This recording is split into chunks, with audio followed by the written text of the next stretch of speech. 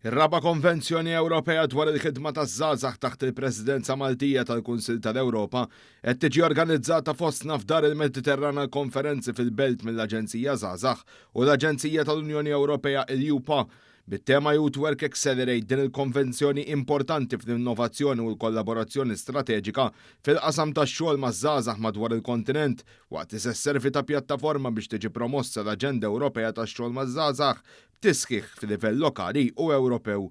Segretarju Parlamentari għaż-żgħażagħ ir-riċerka u l-innovazzjoni Kita Zopparditanti ddeskriva l-konvenzjoni bħala pass importanti biex jinħoloq momentum ġdid.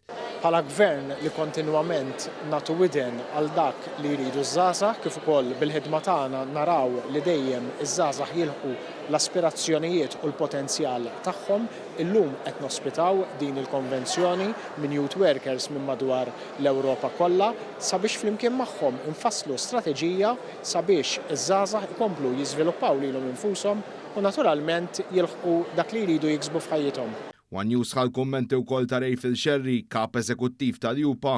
Fil-fatt din ssir kull 5 snin, l-aħħar waħda li saret kienet 5 snin ilu, imma sintendi konna fi żmien il-Covid u kienet saret online, u għaldaqstant illum Malta qiegħda anke torganizza din għall-konvenzjoni biex bekk kif qed ngħid wara dawn il-jumej jitfassal pjan roadmap għal 5 snin li ġejjin fil-qasam taż-żgħażagħ. Tobias Flessing-Kemper, kap tad-Dipartiment taż-Żgħażagħ tal-Kunsill tal-Ewropa, enfasizza li x-xogħol maż-żgħażagħ hu kruċjali biex tiġi protetta d-demokrazija u l-libertà individwali.